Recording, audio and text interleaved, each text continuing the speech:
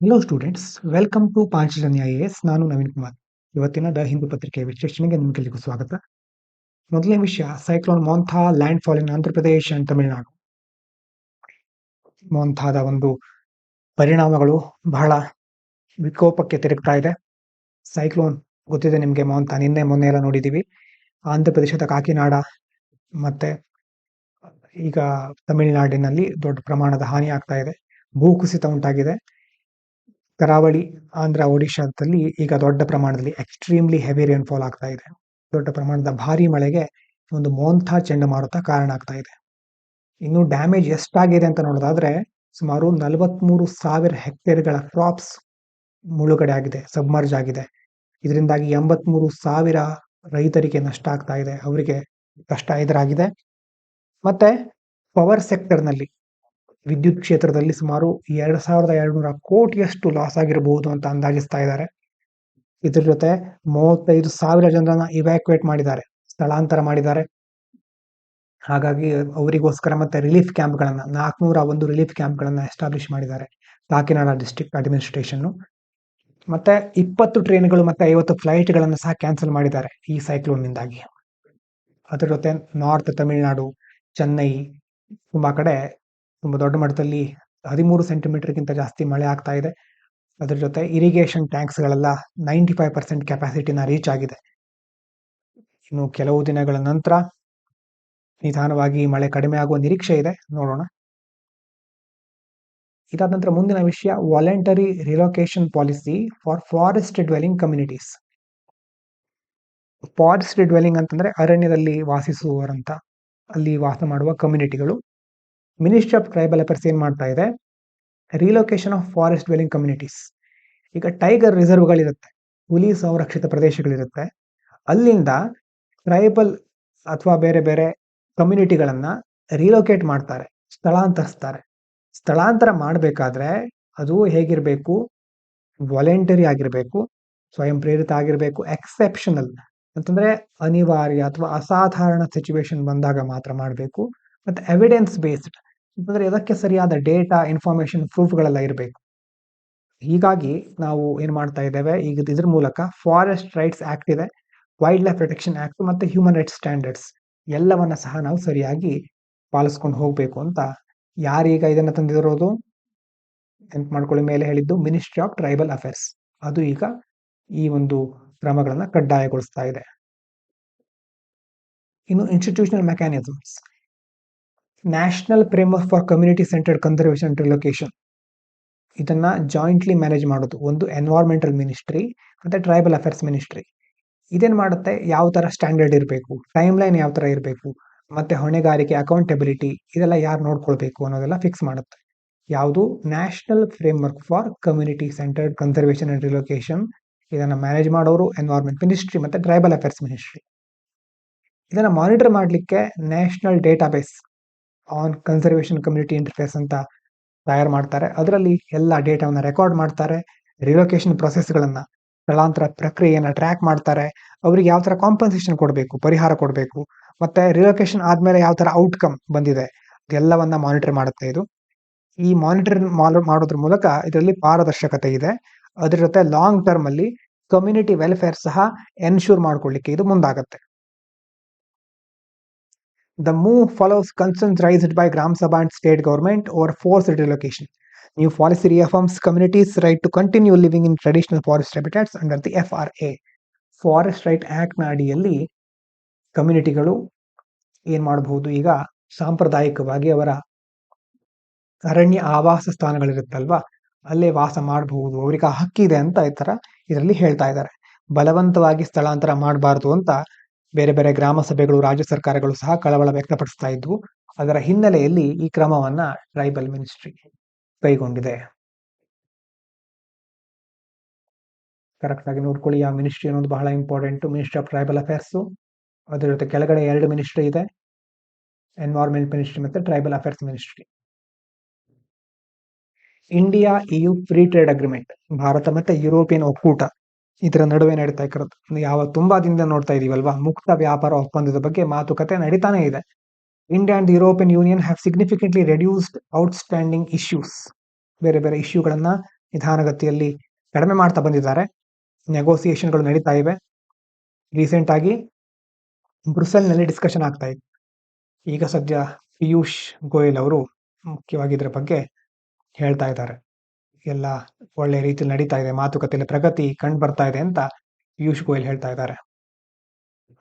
ಇನ್ನು key areas ಮುಖ್ಯವಾಗಿ ಯಾವ್ದ್ರಲ್ಲಿ ಡಿಸ್ಕಸ್ ಮಾಡ್ತಾ ಇದ್ರು, ಏನೇನು ಸಬ್ಜೆಕ್ಟ್ ಅಲ್ಲಿ ಅಂತಂದ್ರೆ ಇಂಡಸ್ಟ್ರಿಯಲ್ ಟ್ಯಾರಿಫ್ಸ್, ಕೈಗಾರಿಕಾ ಸುಂಕ ಇರಬಹುದು, ಅಗ್ರಿಕಲ್ಚರ್ ಪ್ರಾಡಕ್ಟ್ಗಳು, ರೆಗ್ಯುಲೇಟರಿ ಇಶ್ಯೂಸ್, ಮತ್ತೆ ಅದ್ರ ಜೊತೆ use carbon border adjustment mechanism, ಎಲ್ಲವನ್ನ ಈ ಒಂದು ಮಾತುಕತೆಯಲ್ಲಿ ಚರ್ಚೆ ಮಾಡಿದ್ದಾರೆ.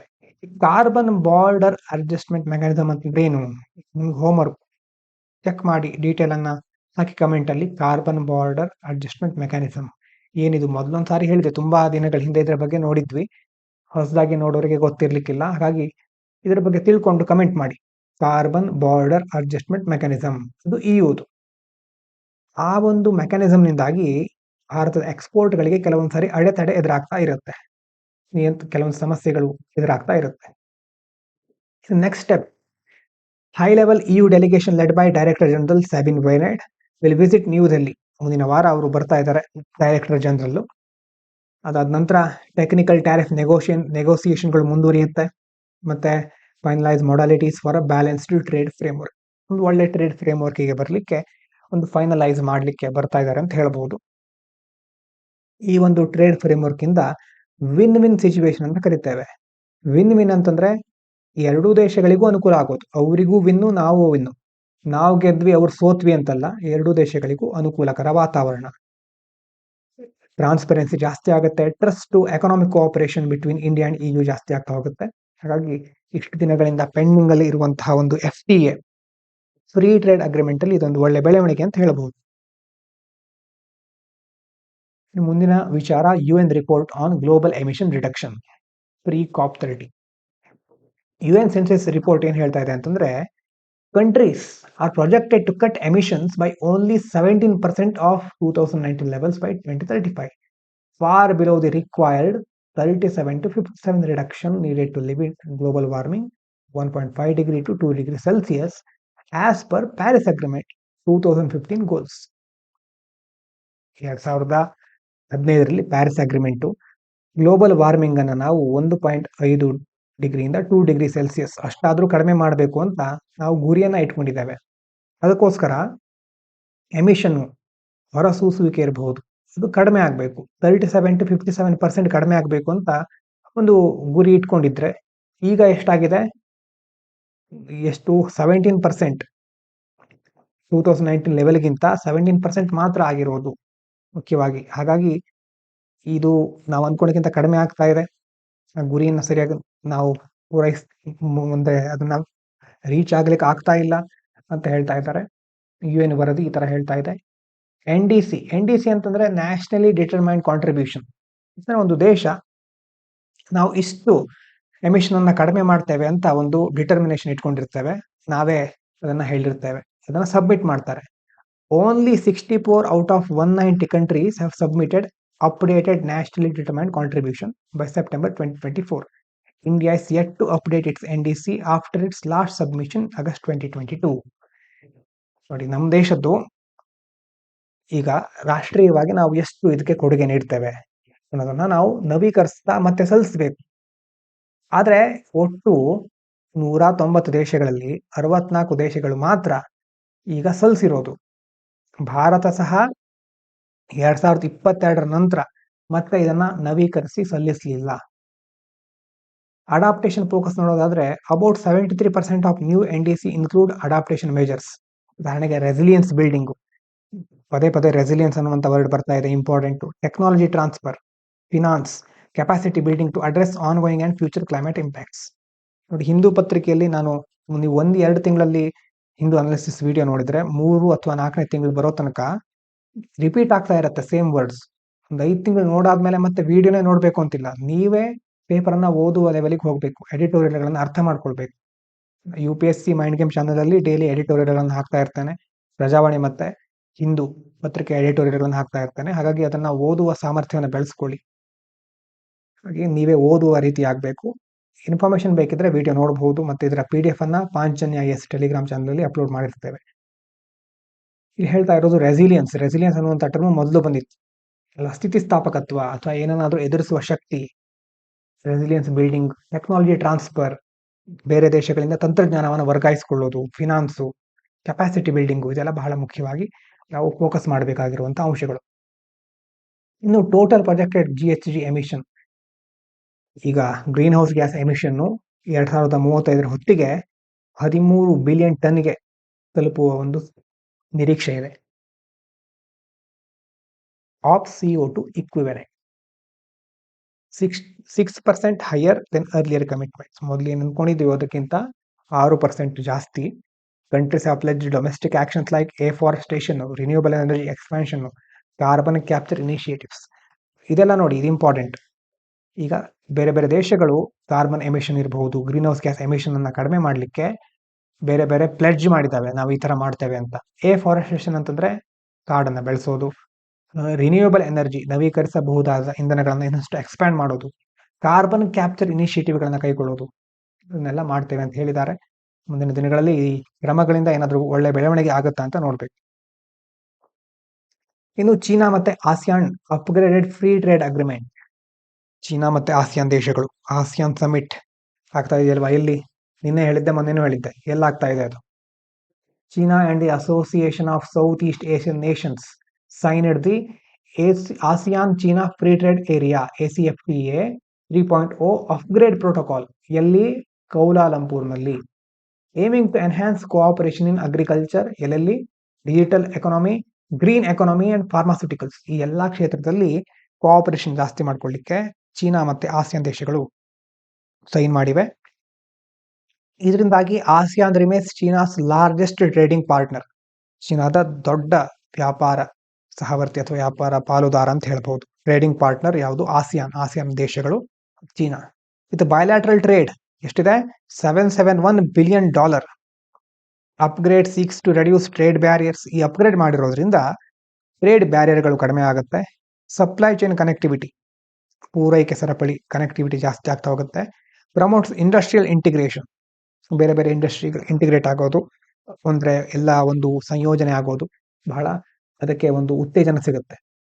Amid on going US tariff exposures ಅಲ್ವಾ, ಈ ಕಡೆ US ಟ್ಯಾರಿಫ್ ಎಕ್ಸ್ಪೋಜರ್ ಅಥವಾ ಪ್ರೆಷರ್, ಅಲ್ಲೂ ಸಹ ಪ್ರೆಷರ್ ಬರ್ತಾ ಇದೆ. ಹೀಗಾಗಿ ಇದರಿಂದ ತಪ್ಪಿಸ್ಕೊಳ್ಳಿಕ್ಕೆ ಬೇರೆ ಬೇರೆ ದೇಶಗಳು ಕ್ರಮಗಳನ್ನ ಕೈಗೊಳ್ತಾ ಇವೆ. ಸ್ಟ್ರಾಟಜಿ ಕಾಂಟೆಕ್ಸ್ಟ್ ನೋಡೋದಾದ್ರೆ, agreement compliments the regional comprehensive economic partnership. ಈಗ RCEP ಅನ್ನೋದು ವರ್ಲ್ಡ್ಸ್ ಲಾರ್ಜೆಸ್ಟ್ ಟ್ರೇಡಿಂಗ್ ಬ್ಲಾಕ್, ಸುಮಾರು 30% ಗ್ಲೋಬಲ್ GDP ಕವರ್ ಆಗುತ್ತೆ ಇದರಲ್ಲಿ. ಅದರ ಜೊತೆ 1/3 of the global population. RCEP ಯಲ್ಲಿ ಭಾರತ ಇದೆಯಾ ಇಲ್ವಾ ಅನ್ನೋದನ್ನು ತಿಳ್ಕೊಂಡು ಕಮೆಂಟ್ ಮಾಡಿ. Regional comprehensive economic partnership, world's ಇನ ಲಾರ್ಜೆಸ್ಟ್ ಟ್ರೇಡಿಂಗ್ ಬ್ಲಾಕ್ ಇದು. 30% ಇಂಪಾರ್ಟೆಂಟ್, 30% ಗ್ಲೋಬಲ್ GDP ಮತ್ತೆ 1/3 of the global population cover ಆಗುತ್ತೆ ಇದರಲ್ಲಿ. ಪಾಲಿಸಿ ಇಂಪ್ಲಿಕೇಶನ್ ಅನ್ನೋದಾದ್ರೆ, ಅಪ್ಗ್ರೇಡ್ ಇಂದಾಗಿ ಏನಾಗುತ್ತೆ? ಚೀನಾ ಆಸಿಯಾನ್ ಎಕನಾಮಿಕ್ ಇಂಟರ್ಡಿಪೆಂಡೆನ್ಸ್ ಜಾಸ್ತಿ ಆಗುತ್ತೆ, ಅದಕ್ಕೊಂದು ಬಲ ಬರುತ್ತೆ. China as an open trade partner despite restrictions on critical minerals. ಈ ಕಡೆ ಚೀನಾ ಕ್ರಿಟಿಕಲ್ ಮಿನರಲ್ಗಳಿಗೆ ಸಂಬಂಧಪಟ್ಟ ಹಾಗೆ ರಿಸ್ಟ್ರಿಕ್ಷನ್ಸ್ ಹಾಕ್ತಾ ಇದೆ, ಆದ್ರೆ ಈ ಕಡೆ US ಟ್ರೇಡ್ ಮೆಜರ್ಗಳನ್ನ ಕೈಗೊಳ್ತಾ ಇದೆ. ಇಂಡೋ ಪೆಸಿಫಿಕ್ ನಲ್ಲಿ ಇರುವಂತಹ ರಾಷ್ಟ್ರಗಳು ಇದೆಲ್ಲವನ್ನ ಬ್ಯಾಲೆನ್ಸ್ ಮಾಡ್ಕೊಂಡು ಹೋಗುವಂತಹ ಒಂದು ಪರಿಸ್ಥಿತಿಯಲ್ಲಿ ಇದಾವೆ. ಇನ್ನು ಒಂದು ಆರ್ಟಿಕಲ್ ಇದೆ, ಈ ಆರ್ಟಿಕಲ್ ಡಿಸ್ಕಷನ್ ಇದು ಬಹಳ ಇಂಪಾರ್ಟೆಂಟ್ ಆದ ಆರ್ಟಿಕಲ್ಲು. GS ಗಿಂತ ಎಸ್ಸೆಗೆ ಬಹಳ ಇಂಪಾರ್ಟೆಂಟ್. ನೀವು ಟಾಪರ್ಗಳ ಎಸ್ಸೆ ನೋಡಿದ್ರೆ, ಉದಾಹರಣೆಗೆ ಅನುದೀಪ್ ದುರಿಶೆಟ್ಟಿ ಅಥವಾ ಶಕ್ತಿ ದುಬೆ ಅಥವಾ ಯಾವುದೇ ಟಾಪರ್ಗಳ ಎಸ್ಸೆ ಸಿಗುತ್ತೆ, ಅವರ ಕಾಪಿ ಫ್ರೀ ಆಗಿ ಸಿಗುತ್ತೆ ಇಂಟರ್ನೆಟ್ ಅಲ್ಲಿ. ಅವರು ಬೇರೆ ಬೇರೆ ಟೆಸ್ಟ್ ಸೀರೀಸ್ ಕೊಟ್ಟಿರೋದು ಎಸ್ಸೆ ಕಾಪಿಗಳು ಸಿಗುತ್ತೆ. ಅದನ್ನ ನೋಡಿದ್ರೆ ಅವರು ಎಸ್ಸೆಯನ್ನು ಹೇಗೆ ಸ್ಟಾರ್ಟ್ ಮಾಡ್ತಾರೆ ಅನ್ನೋದನ್ನ ಸ್ವಲ್ಪ ಗಮನಿಸಿ, ಅದರ ಕಡೆ ಫೋಕಸ್ ಮಾಡಿ. First impression is the best impression ಅಂತ ಹೇಳ್ತಾರಲ್ವಾ, ಒಂದು ಕಾಂಟೆಕ್ಸ್ಚುವಲ್ ಅಥವಾ ಯಾವುದೊಂದು ಉದಾಹರಣೆ, ಕಥೆ, ಬೇರೆ ಬೇರೆ ಕರೆಂಟ್ ರಿಲೇಟೆಡ್ ನ್ಯೂಸು ಅಂತಂದ್ರೆ ಈಗಿನ ಒಂದು ಪ್ರಚಲಿತ ಘಟನೆ ಇರಬಹುದು, ಯಾವ್ದಾದ್ರು ಇಟ್ಕೊಂಡು ಒಂದು ಹುಕ್ ಅಂತಂದ್ರೆ ಅಟ್ರಾಕ್ಟ್ ಮಾಡುವಂತ ಒಂದು ಅಂಶ, ಅದನ್ನ ಇಟ್ಕೊಂಡು ಅವರು ಸ್ಟಾರ್ಟ್ ಮಾಡಿರ್ತಾರೆ. ಓದ್ಲಿಕ್ಕೆ ಒಂಥರ ಇಂಟ್ರೆಸ್ಟ್ ಬರಬೇಕು. ಎಸ್ಸೆ ಅಂದ ತಕ್ಷಣ ನಾವು ನನ್ನ ಕನಸಿನ ಭಾರತ ಅಂತ ಚಿಕ್ಕನ್ನಲ್ಲಿ ಬರೆಯೋದು ಆ ಎಸ್ಸೆಗಳೆಲ್ಲ ಇಲ್ಲಿ. ಹಾಗಾಗಿ 12 ಪೇಜ್ ಎಸ್ಸೆ ಬರೀಬೇಕು ಅಂತಂದ್ರೆ ಅಲ್ಲಿ ತನಕ ನಾವು ಓದುವ ಆಸಕ್ತಿದಾಯಕವಾಗಿರ್ಬೇಕಲ್ವಾ ಅದು. ಹಾಗಾಗಿ ಅಂತ ಸಂದರ್ಭದಲ್ಲಿ ಇಂಥ ಆರ್ಟಿಕಲ್ಗಳು ಹೆಲ್ಪ್ ಆಗುತ್ತೆ. ನೋಡಿ, ಇಲ್ಲಿ ಮುಖ್ಯವಾಗಿ ಫೋಕಸ್ ಮಾಡಿರೋದು ಇಮಿಗ್ರೇಷನ್ ಬಗ್ಗೆ ಈ ಒಂದು ಆರ್ಟಿಕಲ್ ಅಲ್ಲಿ. ಇಮಿಗ್ರೇಷನ್ ಅಲ್ವಾ, ಮೈಗ್ರೇಷನ್ ಇಮಿಗ್ರೇಷನ್ ಅಂತ ಕೇಳ್ತೀರಿ. ಒಂದು ದೇಶದಿಂದ ಇನ್ನೊಂದು ದೇಶಕ್ಕೆ ಇಮಿಗ್ರೇಟ್ ಆಗೋದು, especially in the US, full of hypocrisy. Hypocrisy ಅಂತಂದ್ರೆ ಬೂಟಾಟಿಕೆ, ಹೇಳಲಿಕ್ಕೆ ಮಾತ್ರ ಅಂತಂದ್ರೆ ಬೂಟಾಟಿಕೆ ತುಂಬಾ ಇದೆ ಇದರಲ್ಲಿ. ಯಾಕಂದ್ರೆ ಇಂತಹ ದೇಶಗಳು ಬಿಲ್ಡ್ ಆಗಿರೋದೇ ಕಲೋನಿಯಲಿಸಮ್, ಮೈಗ್ರೇಷನ್ ಅಂಡ್ ವೈಲೆನ್ಸ್. ನಾವು reject migrants using moral, racial and security argument.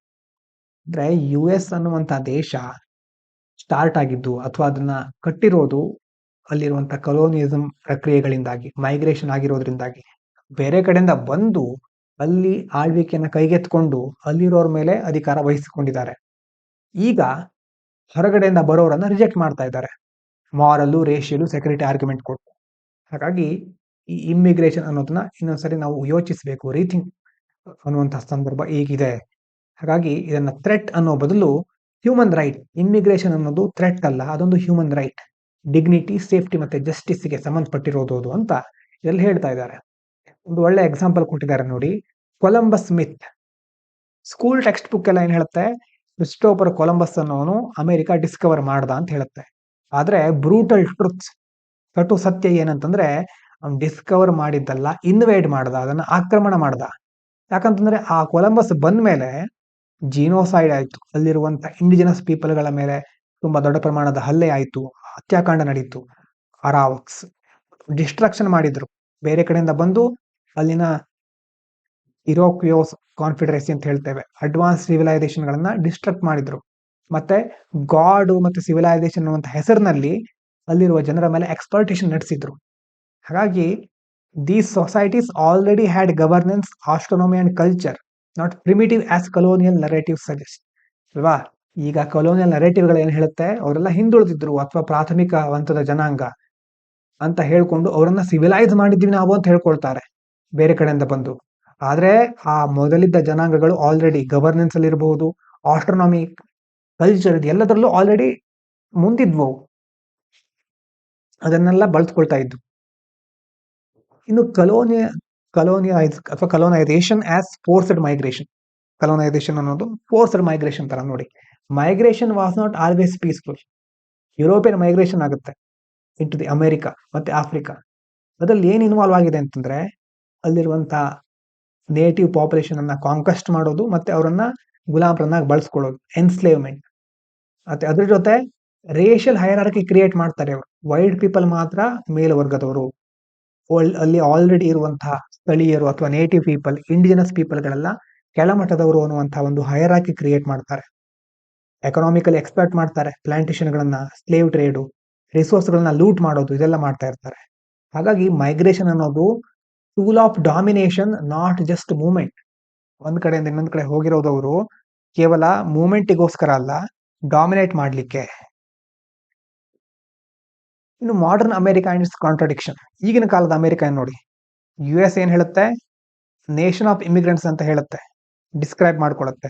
ಯಾರಾದ್ರೂ ಟಯರ್ಡ್, ಪೂವರ್ ಮತ್ತೆ ಹಡಲ್ಡ್ ಮಾಸಸ್ ಗಳಿದ್ರೆ ಅವರು ಬಂದು ಅವರಿಗೆ ನಾವು ಕೆಲಸ ಕೊಟ್ಟಿದ್ದೇವೆ, ಅವರ ಜೀವನ ಸುಧಾರಿಸಿದ್ದೇವೆ ಅಂತ ಹೇಳ್ಕೊಳ್ತಾ ಇರುತ್ತೆ.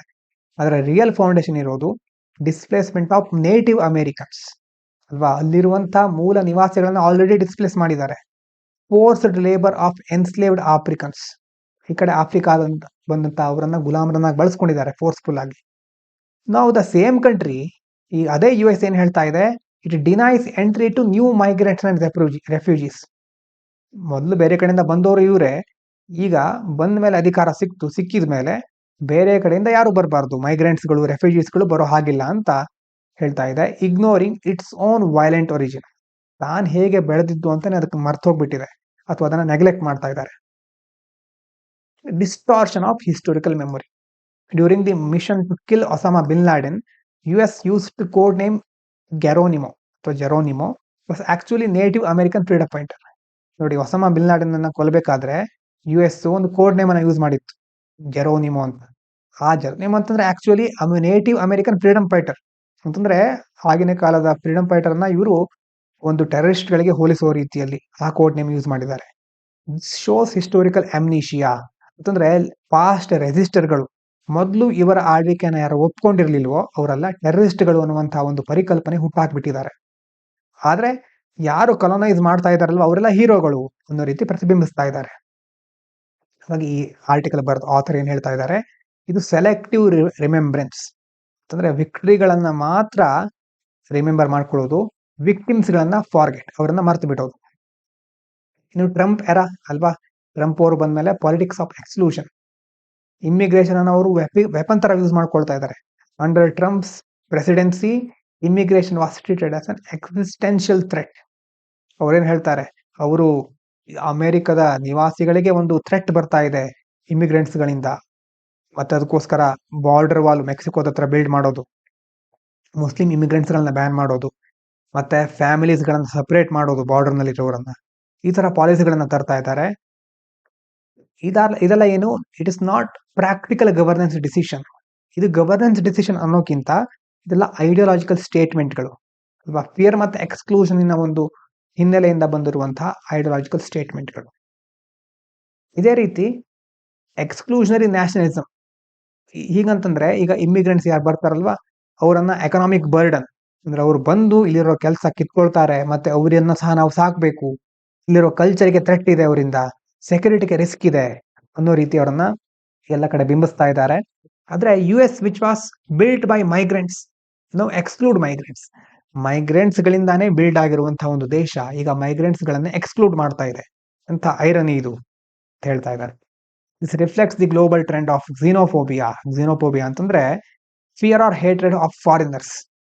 ಯುರೋಪ್ US ನಲ್ಲೆಲ್ಲ ಫಾರಿನರ್ಸ್ ಗಳಿಗೆ ಸಂಬಂಧಪಟ್ಟ ಹಾಗೆ ಒಂದು ಫಿಯರ್ ಇರುತ್ತೆ, ಆ ಭಯಕ್ಕೆ ನಾವು ಝೀನೋಫೋಬಿಯಾ ಅಂತ ಕರೀತೇವೆ. ಆವಾಗ ಕೊಲೋನಿಯಲ್ ಎರಾದಲ್ಲಿ ಯುರೋಪಿಯನ್ ಸೆಟ್ಲರ್ಗಳು ಬಂದು ಬೇರೆ ಬೇರೆ ಜಾಗವನ್ನ ವಶಪಡಿಸ್ಕೊಂಡಿದ್ರು. ಈಗ ರೆಫ್ಯೂಜಿಗಳು ಬರ್ತಾ ಇದ್ದಾರೆ ಅಂತಂದ್ರೆ, ಬಾರ್ಡರ್ ಕ್ರಾಸ್ ಮಾಡ್ತಾ ಇದ್ದಾರೆ ಅಂತಂದ್ರೆ ಅವರಿಗೆ ಪನಿಷ್ಮೆಂಟ್ ಕೊಡ್ತಾರೆ. ಆವಾಗ ಕಲೋನೈಸರ್ಸ್ ಏನ್ ಮಾಡಿದ್ರು, ತಾವು ಬಂದಿರೋದು ಆ ವೈಲೆನ್ಸ್ ಅನ್ನ ಸಿವಿಲೈಸಿಂಗ್ ಮಿಷನ್ ಅಂತ ಬಿಂಬಿಸ್ತಾ ಇದ್ರು.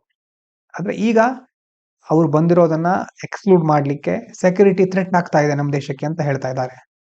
ಅವಾಗ ಮೈಗ್ರೇಷನ್ ಅಂತಂದ್ರೆ ಪವರ್ ಮತ್ತೆ ಡಾಮಿನೇಷನ್, ಈಗ ಮೈಗ್ರೇಷನ್ ಅಂತಂದ್ರೆ ಥ್ರೆಟ್ ಮತ್ತೆ ಇಲ್ಲಿಗಾಲಿಟಿ.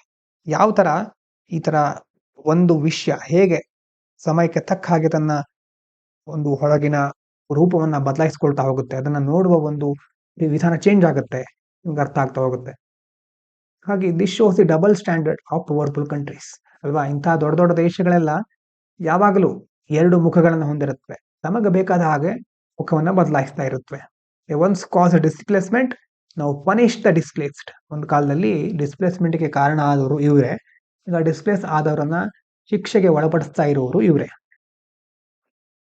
ಹಾಗಾಗಿ ಮುಂದಿನ ದಿನಗಳಲ್ಲಿ ಟುವರ್ಡ್ಸ್ ಜಸ್ಟ್ ಫ್ಯೂಚರ್, ಒಳ್ಳೆ ಸಮಾಜ ನಿರ್ಮಾಣ ಆಗಬೇಕು ಅಂತಂದ್ರೆ ಏನ್ ಮಾಡ್ಬೇಕು, ನಾವು ಈ ಕಲೋನೈಸರ್ಗಳನ್ನ ಗ್ಲೋರಿಫೈ ಮಾಡೋದನ್ನ ಬಿಡ್ಬೇಕು ಅಲ್ವಾ.